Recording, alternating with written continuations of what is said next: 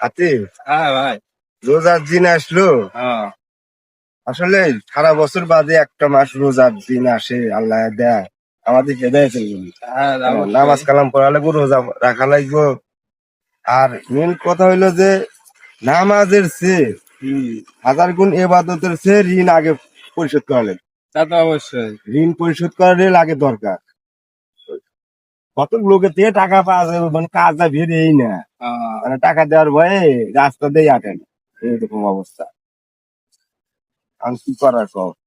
কি অবস্থা রে ভাই? ভাই ভালো? চরণ ভাই ভালো আছেন? আলহামদুলিল্লাহ ভাই। আতিক, ভালো আছো ভাই? হ্যাঁ, আলহামদুলিল্লাহ।